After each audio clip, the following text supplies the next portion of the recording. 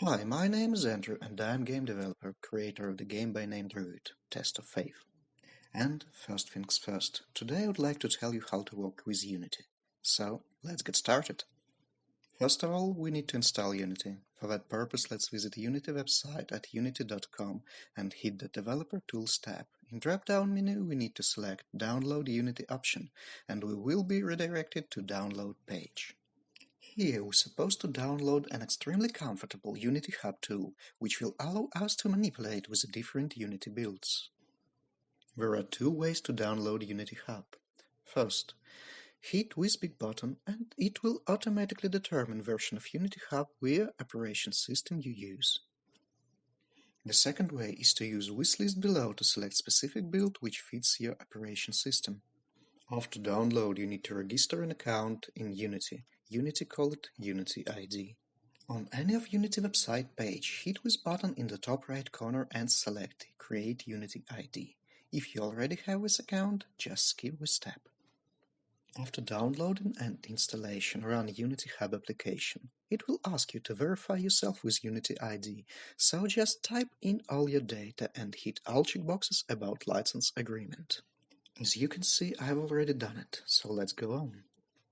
Now we need to download Unity itself. To do it, we need to click on Install tab and then hit Add button.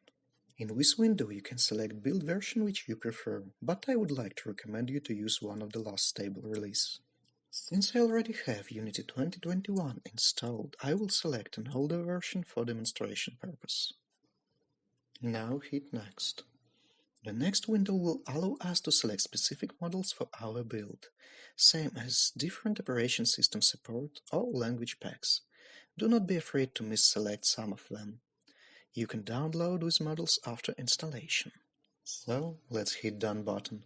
Our new Unity build will appear in Installation tab, and the blue bar above it will show installation progress. Also, now we can manipulate models via these three dots in the right top corner of downloaded build. After installation is done, let's create a new project. To do it, hit Projects button on the left and then New button on the right. In New window, we can select future game template, name and files location. There are several types of different templates, 2D, 3D and even mobile, but basically all of these templates are only editor settings and can be manually changed at any time to satisfy your game needs. For example, you can simply add 3D objects to the game. Let's demonstrate it and create and run our new project as 2D game. To create project, let's hit Create button, and to run with, let's select it on Projects tab. So let me describe for you the Unity interface. There are some interesting tabs in front of us. The Hierarchy tab. All game object of current scene will be displayed here. The Project tab. Here we can find all files our game consists of. The Inspector tab will show all preferences for selected file. The Console tab. Here will be shown all errors during the development process. The Scene tab, where we can manipulate and set game object to different positions. And finally, Game tab, where we can see result of our work. Of course, we also have the Asset Store tab, but we only needed to buy or download external game elements and packages, so let's skip it. All of these tabs are connected between each other and react to our actions. Let's start from the first tab, the Hierarchy. These tabs show us all game object in current scene. The name of scene is written at the top of Hierarchy tab. You can right-click it and select Scene Asset.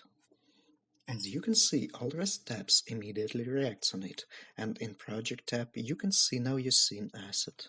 You can rename it by clicking F2 or right-click at File inside Project tab. If you will rename it, it will immediately change the scene name in Hierarchy tab. Now let's try to create a simple game object.